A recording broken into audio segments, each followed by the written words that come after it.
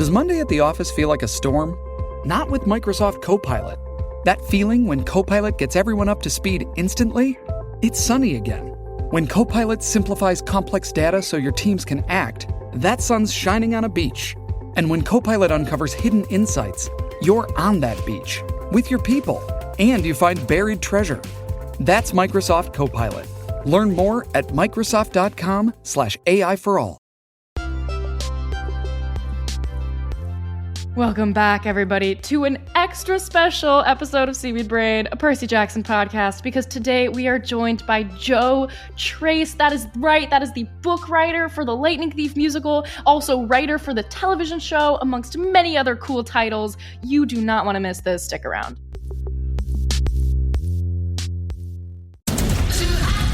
Knock that fire down, 19. Copy, Captain. Let's move. ABC Thursdays. Firefighters, we're family. Station 19 is back for its final and hottest season yet.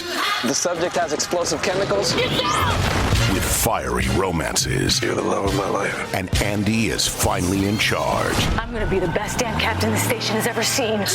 Station 19. All new Thursdays, 10/9 Central on ABC and stream on Hulu. Dreaming of a better sleep? Tossing and turning is not your destiny. And Ollie is here to help. Ollie invites you to sink into sweet, sweet slumber to improve your mental and physical health and overall wellness. More than just melatonin, Ollie's ingredients help you unwind your mind for a delightfully dreamy drift off. Sleep is on the way at Ollie.com. That's OLLY.com. Joe, welcome to the virtual studio today. We are so excited to have you.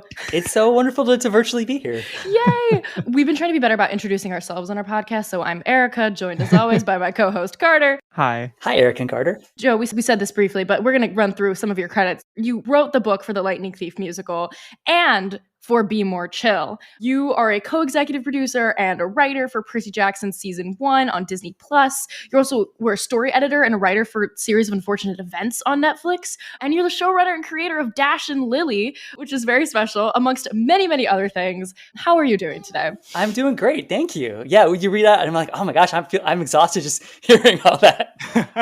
I need a nap. Yeah, and like I was like really excited to talk to you because all of those things are things like I personally really enjoy.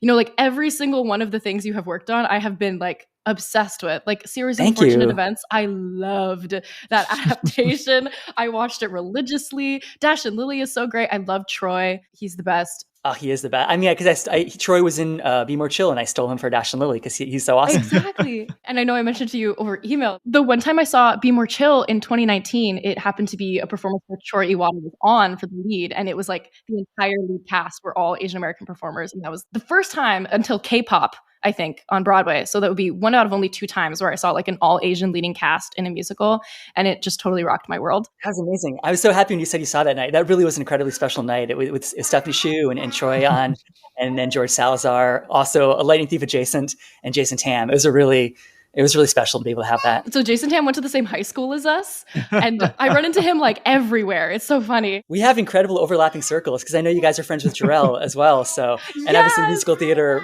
fans as well. So I feel like there's so much overlap in what you do, what I do, what you love, what I love. Exactly. We were like, there's no better person who we could have on our podcast than you. Like being like the Percy Jackson musical theater person. Like you are our niche audience, like represented in a human being. I feel like it's my 2 favorite things to talk about. So when I get to talk about the 2 things together, amazing. Yay! I actually think the last time you were on a Percy Jackson podcast was Radio Camp Half-Blood. I think it was like 2018 or something. This was a long time ago. Yeah. I mean, the Percy Jackson fandom is mighty, but was kind of slumbering. And then, obviously the Disney Plus series has just brought it roaring back to life. But you guys have been kind of fighting the good fight for a while now, kind of spreading the word. Yeah, I think Radio Camp Half-Blood sort of like trailed off just as we started. I think they had just kind of announced that they were going to go like on hiatus when we started our show. And so it was really cool to listen back. I think that episode that you did with them was like before Be More Chill was even on Broadway. It was like about to go. This was crazy. So we're excited to talk a little bit about like the musical with you, and then also like the comparison between working on the musical and then working on the show. But before we do that, would you tell us a little bit about like your career and how you transitioned into first being a playwright and then moving into working for TV? Yeah, I mean, I always loved books and I loved writing, and it kind of took an embarrassing long time to figure out that like adaptation was the natural confluence of those two things. I'm so lucky that a lot of the things that I've worked on have been books that I was a fan of just as a reader before I ever was a professional writer. So, the Percy Jackson series, Lemony Snicket series, these are all things that even though I was a little too old to grow up loving them, I was in my early 20s when these series were coming out, and I was working in a bookstore in the YA middle grade section and just sort of devouring all these things that were on the shelves. I'd go to the break room. What bookstore did you work at? It was at Borders bookstore, which doesn't exist anymore. So we remember the Borders. Borders was our childhood bookstore. Borders so great. It had an enormous manga section that you could just sit in for hours and read 20 volumes of a manga. And I actually discovered Percy Jackson. The Sea of Monsters had just come out, and so it was we had the advanced reader copy in the break room, and they took home, and then realized I needed to read the first one first. And so I was a fan from way back when, early 2000s. I also worked in a bookstore for 2 years when I first moved to the city. What bookstore? I worked at Book Culture uptown by Columbia. Yeah. Oh, awesome. Much cooler. Less corporate. But yeah, well, Borders is also great. They replaced the Borders in our local mall with a Ross when I was in high school, and I went on a Ross boycott because I was like, darn you, Ross. Never again. Unculturing America. Yeah. It really is. I think when I first started writing, I had that, I was like, well, if it doesn't work out, I can always fall back and go back to Borders. And then Borders went bankrupt and shut down. I was like, nope, guess this writing thing's got to work out. And it did. I think I heard you tell the story about how sort of the Lightning Thief musical came to be. And then I think it was TheaterWorks that sort of pioneered that project, and they had a relationship with Rick's literary agent. But then you got involved. Was it through writing a spec script? Yeah, so TheaterWorks USA is a really great company here in New York. They do a lot of adaptations of children's books into hour-long shows that tour the country. They play in schools and community centers and libraries and cafetoriums. And their goal is to sort of bring quality Broadway style theater to people who don't have access to that. So, they have this great mission statement and a really great relationship with publishers. Now, the first Percy Jackson movie had come out, clearly was not a movie that Rick was a fan of, for all the reasons that he has, enumerated on his website over the years. Right. So I think he was very hesitant about another adaptation, but because his literary agent had a good relationship with TheaterWorks, the head of TheaterWorks, Barbara Pasternak, was able to sort of convince Rick to let her have the rights to do a 1-hour touring show that didn't even have permission to play in New York City, much less be on Broadway. Right. But it was going to tour around, and they were looking for writers. I was writing Be More Chill and looking to do more musical theater. I was visiting my agent to talk about Be More Chill and saw he had The Lightning Thief on his desk. And I was so excited because I love the book. And I was like, who's doing it? And so I got a whatever you call the writer version of an audition. I got a meeting with TheaterWorks. I had to write a sample scene, and originally it was going to be a play. Right. I got the job and wrote the play and was like, okay, this play is crazy. So much happens in 60 pages. And we kind of decided it would help to make it a musical, because with music, you can move through stories so fast. Music can get at emotion so quickly in a way that a monologue, you need a song is worth 1,000 words. So we brought on Robert Kiki, who's incredible, he was a bandmate of Joe ICONIC, who I wrote Be More Chill with. And so Joe had recommended Rob, and Rob wrote some sample songs, and then we're like, yeah, let's do this. Let's make this Percy Jackson musical. Yeah, and the rest is Percy Jackson history. It's Percy. It's myth. How was the process then of when you realized that songs would add to the project? Was it obvious to everyone else? That's so interesting. I didn't realize that it had been conceived of as a play before a musical. Yeah, and even as I was writing as a play, lyrics kept kind of creeping in. I'm not a lyricist. Rob is a wonderful lyricist, but things kept wanting to go into song because there's that it's fantasy. It wants to push over into something bigger and wilder. And so, we had the idea, let's make it a musical, even though on one hand, a Percy Jackson musical sounds like a joke. It felt look, you can do things with song. And Rob had such a great sense of angsty emo rock for Percy, measured glockenspiel type music for Annabeth, acoustic folk for Grover. He had just had a really great sense of how different type, Mr. D gets a, very vaudeville Broadway style number where he kvetches for 5 minutes. Rob had a great sense of like how music could come organically from the characters in ways that maybe when you think musical theater, you maybe, you kind of go to like a showy place. I think Robert approaches music from a really character place. So it ended up being the key to making it work. And then we did get to expand, because the response had been so incredible to the 1 hour touring show, we got to expand it as a 2 hour, 2-act show that, toured and then got to end its tour by with a Broadway run. Which was something we never, ever envisioned for the show. We were like, writing a show that we're like, this is going to play libraries. I'm so curious from the structural like writing standpoint of the book, how you go from something that is like an hour, like essentially conceived as like theater for young audiences into like a 2 hour, 2-act musical. Like, do you go back in and you're like, okay, this is like the Rodgers and Hammerstein structure would be like this. Do we like replace like certain things here? Like, do we make sure the 11 o'clock number is here still? Or do you just like how did you have that conversation? Yeah. One of the big things is that in the hour-long version, there were no solos. The show kind of functioned like a roller coaster where you got on and there were like ups and downs and loop-de-loops. And by the end of it, you were like, you and the cast were all like out of breath and panting because it had just, it was a speed run through the book, but it was like a fun, like the joy of it was like, how do you tell a story in this little time? But like we didn't have a time to slow down. Tree on the Hill, which in the, the final version of the show is a, very melancholy, emotional song. It was like done as like a fast-paced flashback in the hour-long version. It was like action. The pace of the song was totally different because we would test it with kid audiences, and anytime their attention started to flag, we're like, okay, we should probably shave some minutes off there. So, Strong was a shorter version of that, that we got to then expand to the original full-length version for the 2-act show. Good Kid and My Grand Plan, came in because we're like, okay, now we have 2 acts. We can breathe. Our actors can breathe. They can plant themselves on the stage and like sing an emotional ballad for 3. Baby. Yeah, exactly. So, all those wonderful songs, and the campfire song came about because we're like, we want to really live at camp. One of my favorite things about the series is just Camp Half-Blood and getting to like live in this fantasy place. You're like, if I could have this place where I belonged, where everyone was like, not like me because they're different in their own ways, but we share being different in common. And so the campfire sound came out of like Rob and I crashed on his couch one night and we just like stayed up all night, like making each other laugh, be like, what if your dad was this God? What if your mom was this God? And putting all those jokes into that song. Yeah. I think that this is the part of this episode where we just talk at you about how good the musical is and how special that we think it is. Like, truly, it captures the silliness and the goofiness and also the like pop punk angst that is Percy Jackson, and tonally just feels so appropriate to the source material.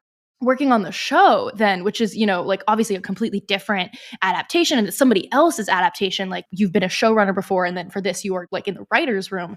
What was it like working on somebody else's adaptation of this work that, the tone is similar, but it's also like totally different? Totally. Yeah. I mean, first of all, John and Dan are incredible. Like they are showrunners. They had such a vision when I first met with them about possibly coming onto the show and working for them in the interview. They talked about some of the things that they'd were thinking about. They talked about, the parallels between Sally and Medusa and really wanting to bring that out. They talked about like mythomagic and wanting to sort of bring that into the story earlier as a way to have Percy already have a sense of the world. So when he sees that Minotaur, he's like, Minotaur wearing underpants. It's just like the mythomagic card. They talked about Grover and it was everything they were saying. I was like, this is incredible. They thought about this so much. And, I've been adapting this book for 10 years. Right. And for them to say things that I was like, wow, it just reframed things in a different way for me was really exciting. So, after sort of getting to do the musical version of it, to sort of get to work with them and like have their vision lead and chase that with this incredible writer's room they assembled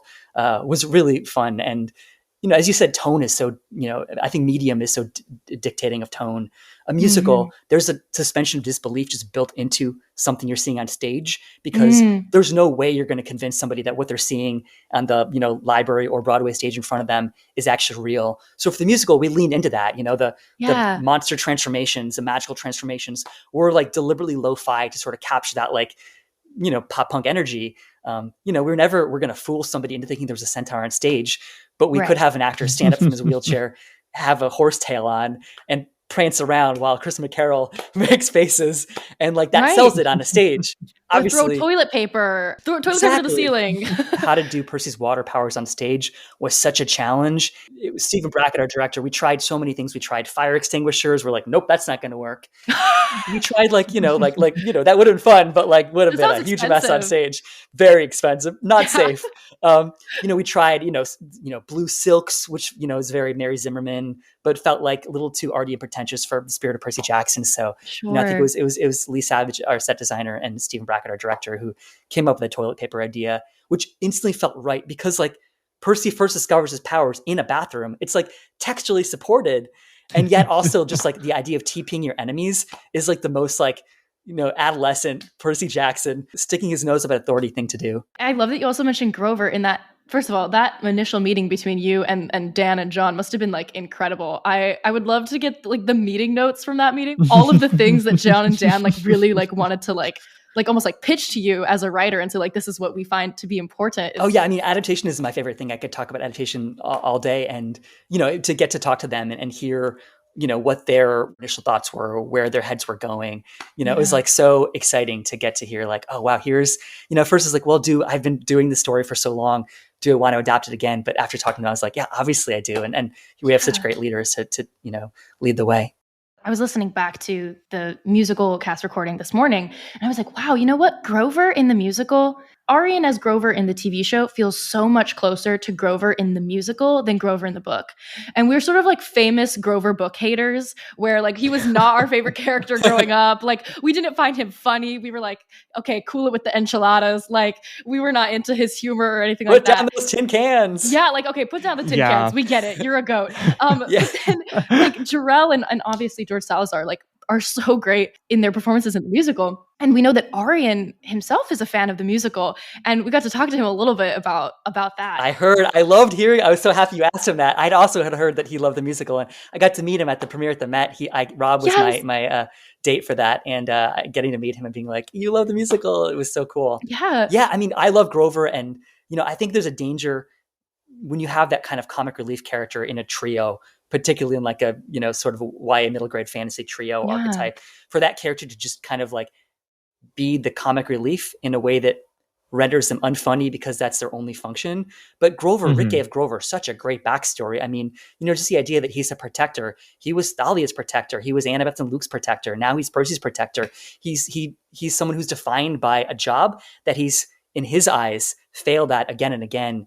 And that despite his positive outlook on the world, he's someone who's carrying that sadness inside. And yeah, I think Arian was so good at capturing that. And I love knowing that Arian was a fan of George and Jarrell in the musical, because I'd like to think that he was keeping that spirit alive. Absolutely. I was going to say, like, I feel like the musical like altered the canon in that way. It set the stage for Arian to step into Grover in the beautiful way that he did in the show. Yeah, and it's interesting now that, Rick wrote Chalice of the Gods and brought Grover back into a more essential role because, of course, as Percy fans know, Grover kind of fades in prominence in Rick's books as it goes along. And, he obviously takes on a lot of responsibility and ends up off page a lot. But it's been fun to see. And maybe, I don't know, if the musical could have had some small role in bringing Grover back to the prominence that I, as a Grover apologist, think he deserves. You did nothing wrong. You don't need to apologize. Nothing wrong, yeah. Let the goat eat styrofoam. Yeah, let the goat eat the cans. It's funny. It's funny. I'll admit it. Speaking of the musical, I know somebody asked you about this at the drama bookshop, and I was so happy to hear that when I was listening back to the podcast, specifically about episode 8 of the TV show as it relates to the last day of summer in the musical, because I know I was not alone when we saw episode 8 with that opening Luke monologue where he repeats, "Look, you didn't ask to be a half-blood." Everybody's like, oh my God, it's just like when Luke sings a Good Kid reprise in the middle of the final number of the musical. When you guys were talking about episode 8, is that something that came up or like was referenced back to? I'm so curious about the relationship between those two moments in the adaptations. Yeah, I mean, we didn't talk about the musical much in the writer's room just because it does feel like such a different adaptation. And yet, after spending that long in the musical, I think like I naturally, the same things I gravitated towards when I adapted it for the stage, the idea that there's a parallel between Luke and Percy, that is really one of the things that makes the series so special is you have an antagonist who, he's not Voldemort. He's not like, Sauron, you have the Kronos character to be that, but like you have Luke, who is so similar to Percy in how he sees the world as broken, and similar to Percy in wanting to affect change in the world. It's just he goes about that in such a different way. And so, that was always in the musical something that we were keeping at the forefront, is that idea that like this is a story about these two boys, and they have, they both see the world in a way that one generation looking at the history that's gone before, the mistakes of the past, with clear eyes and saying, the system doesn't work. The system has to change. It just to go about it in two different ways. And so, I know, Daphne in the writer's room also is a huge Team Luke fan, and Luke understander. Luke, yeah. And so, it really was wanting to make sure that character was as nuanced and dimensional as he is on the page, because you don't just want to make him a stock villain. You want to make him someone who Percy can look at and see himself in, but then also see where Luke goes too far and where he has to pull back and find a different way. So I loved when I read the script and saw that parallel. I loved that was like on the page and felt like so true to the way, I and Daphne and so many of us in the writers' room were always saying, but Luke has a point. But he has a point, though. Yeah, not about, the war and wiping out the gods, because, like Percy, I feel that there are other solutions. But, the root of that anger is something that I think like we could really relate to. And the idea that Luke is giving Percy a choice, he wants to recruit him and not just sort of kill him with a pit scorpion, was something that, we really were pushing for. I think Daphne especially, she's got the, if she doesn't have a t-shirt that says Luke was right, she should have that t-shirt. But oh yeah, blames amazing. That was the other, blame Zeus is the other refrain. Although, I will say, like, you watch episode 8 and Lance Reddick's incredible performance as Zeus brings nuance to that character that I think sometimes it's easy to make Zeus the bad guy. And, I think one thing that I really love about how Rick uses the gods is like, they are nuanced, they're not just this or that. And even, Athena, I want to defend Athena because I feel like after episode 4, I saw a lot of Athena hate. She's like, the mythologies, the stories don't always paint Athena in the best light. Her big ones are Arachne. She turns someone into a spider. Medusa, she obviously punishes Medusa instead of punishing the person who deserves it. But one thing we talked about a lot in episode 4 is that Athena is the daughter of Zeus. She has a father who she's trying to please in the same way that Annabelle has a mother she's trying to please. And that when that head was delivered to Olympus, a lot of that episode 4 story came out of thinking about the consequences of mailing that head to Olympus, with Annabeth being privy to that, what that would be for Athena as the mother of this child who is basically sticking a middle finger up to the gods. How furious Zeus would be at Athena, probably, take that out on Athena, who then when she's lets Echidna into the arch or removes the spell of protection that keeps monsters away from her temple. It's a little bit of like the parent doing to her child what was done to her, which is not a defense, but like does give some like psychology. And I think when the show does bring Athena on after hearing so much about her in the first season, I think you're going to get some great scenes and hopefully a great performer to sort of bring that character to life. Oh my gosh. Would you talk more about your role in episode 4 and 6 specifically? I know the writer's room is such a nebulous place, but how it sort of shakes down where who takes the lead on certain episodes. What drew you to those two? Yeah, I mean, the writer's room is super collaborative. So like, even though someone's names are on an episode, everyone has a hand in that. So regardless of whether you're credited or not, it's the brain trust of the room that makes something, bigger than just what one person could do. So, the way it fell, it just happened that those were the ones that, you sort of send people off to script. And so those were the ones that I was available to script. But those were really fun because, of course, in the musical, both of those incidents, the Arch and the Lotus, are, literal drive-bys in the song Drive. They get like a little cameo appearance. So to get to expand on them was really fun. And Echidna was someone who, we'd written scenes for her for the musical. And, I'd always wanted to sort of, as a lesser known monster who has a really cool like backstory to her and sort of representation of Mother of Monsters is such a cool title. Yeah. I was excited to get to play with her and make her a more present character. Yeah, I think we were talking about the Pures Olympus series and Gaia obviously being a big part in that. And Echidna is actually Gaia's daughter. And I said that to Daphne, and Daphne kind of went down a research rabbit hole. And, a lot of what Echidna says in that speech on the train, I think came, the idea of like, this has always been a family story, came out of like kind of looking into the stories around Echidna and saying, yeah, there's a really fascinating perspective that this character would have as someone who is not quite demigod, not quite monster, and yet her children are labeled as monsters. They, go to Tartarus when they die, so they're, technically monsters. Technically monsters. Yeah, but for her, that's, the demigod, the idea that she would see the demigods who kill them as the monsters, and that, there is this sense that, yeah, like Percy has been fighting monsters. Seems cool. Percy's been killing her children. Not so cool. Echidna is right. How far are you in the Riordan verse as a Percy Jackson fan? Have you read through like the Trials of Apollo? Like sounds like you've read through Heroes of Olympus. Oh yeah. I've obviously read, I think one of these bookshelves behind me has nothing but 7 copies of The Lightning Thief, because every time I think I've lost my copy and I get another one. But I love all the books, and I would love to see Echidna return in some way. I feel like we left her as an open question. Cryer back. Yeah, Susan Crier's phenomenal. Her performance is so good. I think like if there's a way for her to return, she has a lot of perspective to offer Percy or Luke. She could very easily show up on the Princess Andromeda. Luke needs a mother figure. Luke, obviously Luke's got some mother issues. I'm pitching right here. And then she's the mother of monsters, and Luke himself is right? like, I'm not a monster. Like, wow. I feel like John would go for that, low-key. Yeah. That's really cool. Let's see. Episode 4 has so much to do with family, but so does episode 6. Yeah. The focus of that episode being Hermes talking about his relationship with Luke and his presence and the family story.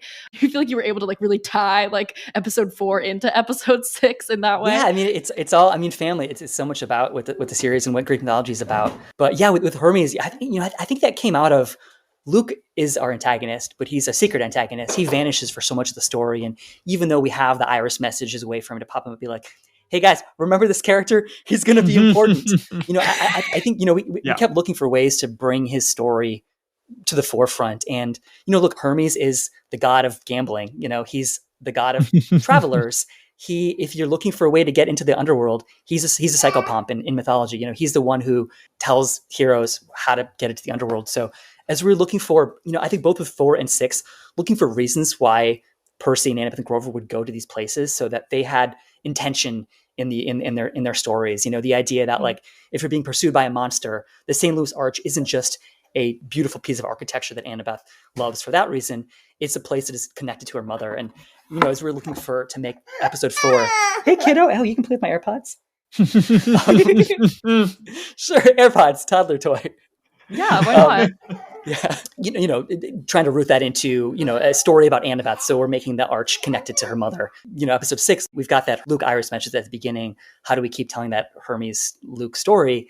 And, I think at first it was a sense of like, is it too much if we just put Hermes in the casino? And I think we kind of tiptoed around that for a while. We had a version where maybe it was just an aspect of Hermes, so you didn't have to cast that actor too soon. But I think John really had the right. He's like, let's if you're going to go part way, go all the way. Let's embrace that. I think having an actor who could really, could deliver a charming performance that also had a real sadness to it, like Lynn did, just gave so much to that episode and made the reveal of Luke as our villain in episode 8 so much more impactful, because we had the sense of where he was coming from.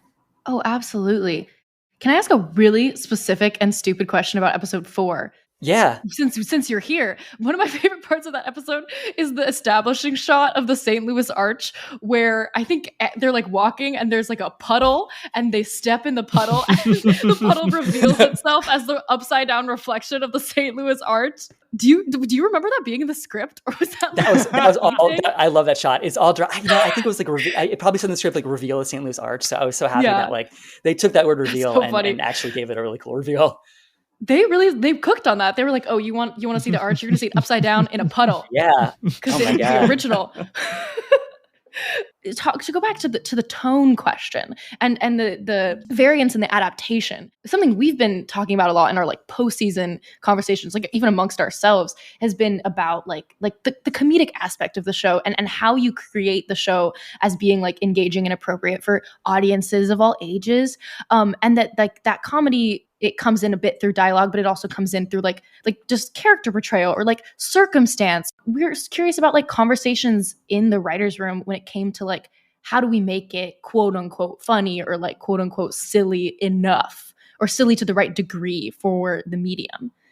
Yeah, I mean, I love me a silly Percy as the musical proves. He's a goofball. A TV show does have such a different tone in that, like, in the musical, it's easier for a character to sort of step out and joke about the moment because there is that degree of unreality. Right. You put something, you put incredible VFX and realistic scenery and actual 12-year-olds on screen. There's an element of danger there that, if you read the books, a lot of that humor does come through Percy's internal point of view. And so, I think we're always looking for ways to bring out the comedy. And, we have like a cast who are so funny in different ways. Walker has such a jokester energy to him. Leah has like this incredible deadpan, and Arya obviously is like such a great comedic actor that is able to balance that comedy with heart. You're always looking for it. And I think certainly once you see what the three of them can do together, I feel like you're going to continue to find ways to have watch any interview with the three of them. They just crack you up. They are those characters. And I'm so excited for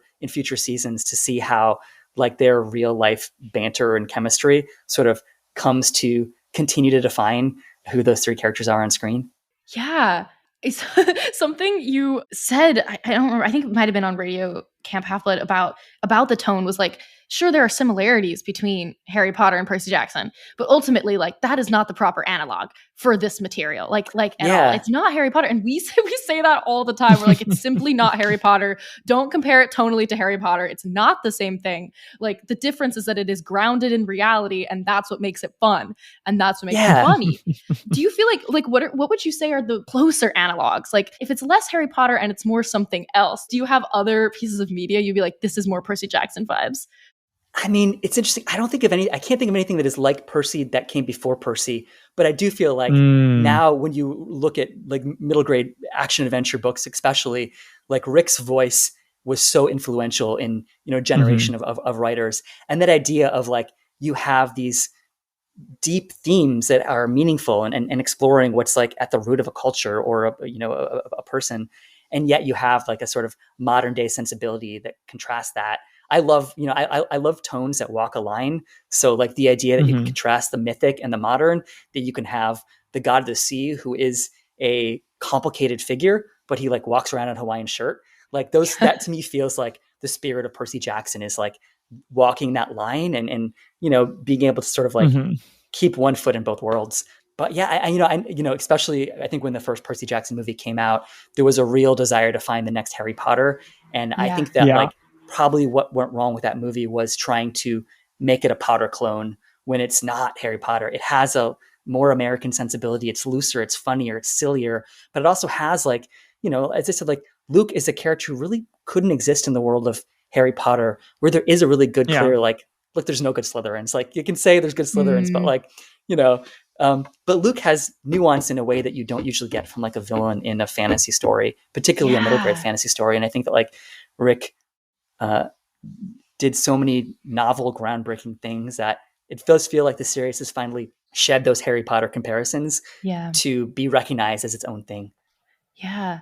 That's such a great, I've never actually, for as much as we've thought about Luke, I've never thought about how Luke as a character is born out of the inherent groundedness of Percy Jackson. That like, that is that's a drama villain, or like, that's an HBO miniseries like, drama villain.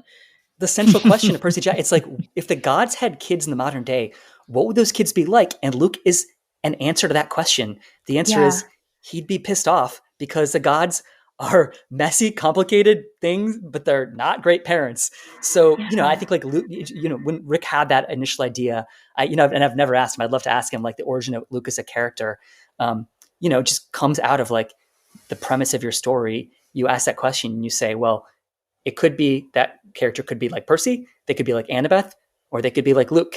These are three very different characters who have very different perspectives on what it means to be a child of the gods. And to extrapolate the metaphor, a child in a world where you have authority figures who have ruled a certain way, and you are looking to have your own voice to make your own way in that world. I love talking to you guys. It's so cool to hear like actual adult people. I told Daphne, I was like, it feels like the more we talk to like the writers and everyone, I feel like it's talking to people who have read my diary, like my little childhood diary. Like all of a sudden all these thoughts that like lived in my brain, like they also live in other people's brains who are like professional, adult, creative people. So It's what makes wild. it, it's what makes the series so fun to talk about it and so fun to adapt because there are so many layers beneath the fun. Mhm. Yeah. Carter, do you want to ask about the car scene before we wrap the parking lot scene before we wrap up? I think that the better follow up is we've talked a little bit about Grover and the way that Grover's been adapted in the musical and also in the TV show, and something that felt especially salient in the 2 episodes that you took the lead on in 4 and 6 is this idea of bringing Pan to the fore much more in this early stage than it happened in the books, and also there are some, I think, related ideas, particularly in episode 4. We have this moment where Grover and Annabeth are getting into an ideological disagreement in the museum under the arch about, like manifest destiny and like what does the arch mean as a monument and how we should feel about it. I'm curious to hear, like what the thought process was in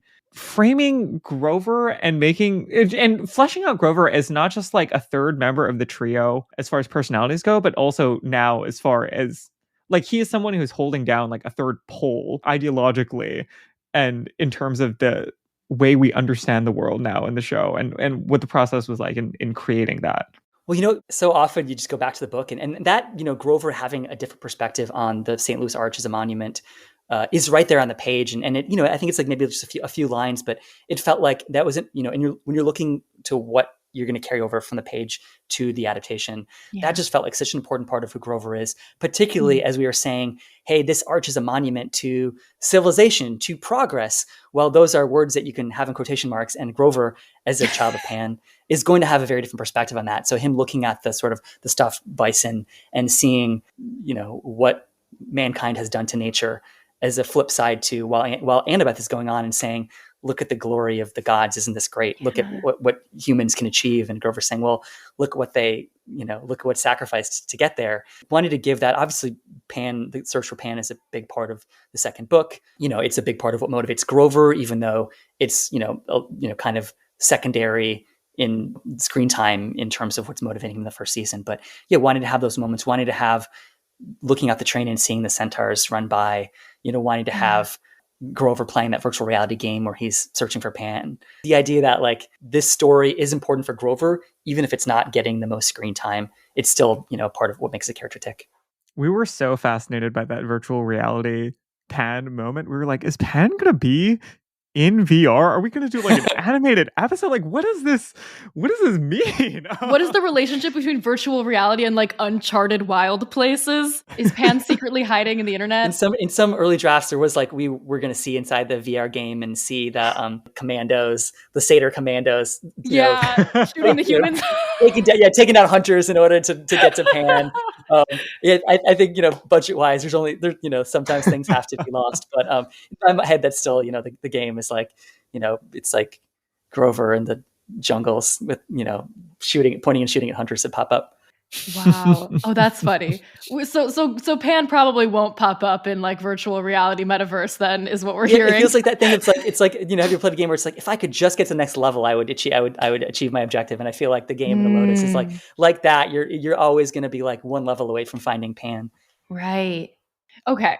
You have this really amazing career where you have specifically worked on so much YA and middle grade material and adapting that for the stage, for movies, etc. What do you feel is important about people of all ages encountering material like middle grade and coming of age stories and how they can relate to everybody? Yeah, I mean, I think I gravitate towards coming of age stories because it is a time in your life where everything is so heightened and you're learning about the world for the first time. Like it's where you shrug off just the things that you may have been told growing up and start asking questions and seeing things, for yourself. And, I think that's relevant at any age. Like it just happens to be when you're going from child to teenager to adult, those moments are so pronounced. I love firsts, like your first love, your first time away from home, your first experience of loss. Like those first things are so potent. And so, if you're going to tell a story, you could tell a story about the 10th time somebody, experienced loss, or you could tell about the first, tell a story about someone's 20th love, which is a very valid story.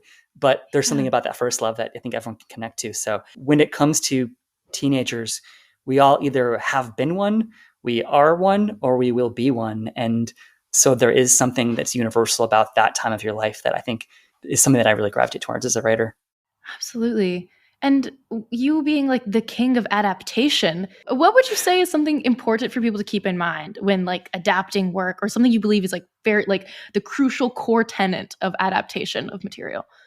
I do think you have to love what you're adapting. And I've been lucky to love everything I've adapted. I think if you don't, you kind of, it's easy to lose your way, because when you adapt something, you are taking it apart in order to put it back together.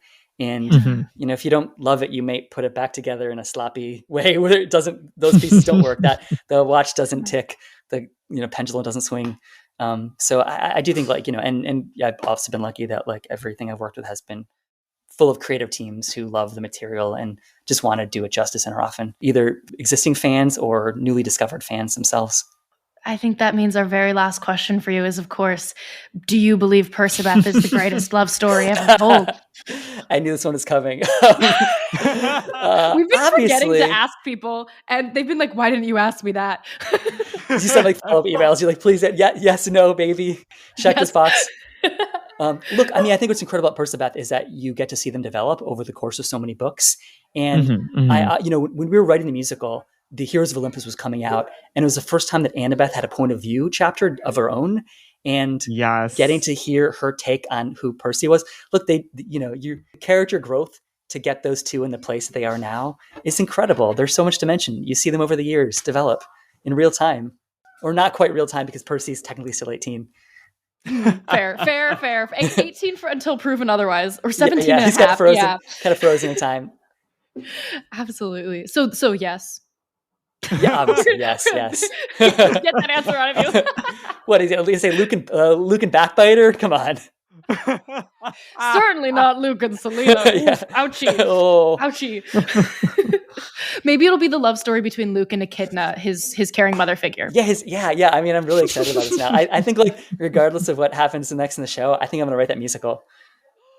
Do it. And you could co-write it with Lynn. Yeah, right. Oh, I know. Get Lynn, get Rob back in. We'll do a big Percy Jackson collab. Absolutely. Thank you so much for joining us today, Joe. Thank you. This is so much fun. I have a feeling you're not allowed to talk about what you're currently working on, are you?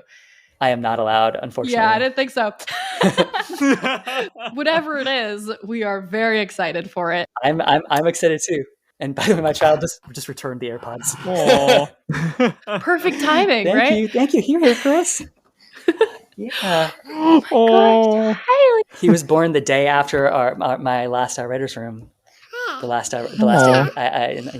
Yeah, say hi. Hi. Yeah.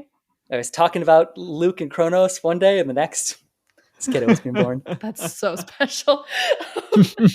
Anything? Do you want to plug your socials or anything like that before? I don't really have those, so I will say, The Lightning Thief and Be More Chill are both available to be done at a theater near you. We just released the Broadway West End version of Be More Chill, which is the sort of updated version that has all the songs we'd added. And The Lightning Thief is, you can, and anyone can do it. Please do it at your theater, school, cafetorium. Oh, seeing it in my hometown at a high school was the best experience of my life. It was so fun. God, right, you did. It was at our high school, right? Oh, cool. It was at a youth performing arts group in Honolulu. I saw it last year. It was amazing. Oh, cool. Oh, I remember reading about that production. Becky is so good about shouting on social media when there's a new production of The Lightning Thief. It's the most fun thing is to get to see like people getting to play those characters themselves and step into the shoes of their heroes. And when you see schools who can have like 60 people as opposed to the 7 we were able to have on Broadway. That's the best. Yeah. Oh, well, thank you again, Joe. This is so cool and very special for us to have you here. Thank you. It's so much fun. And good luck on your secret projects. Yes. All the interviews you guys are doing are awesome. Can't wait to see what you guys are cooking up next. Oh, thank you. All right, listeners, thank you for joining us, and we will talk to y'all next time. Bye.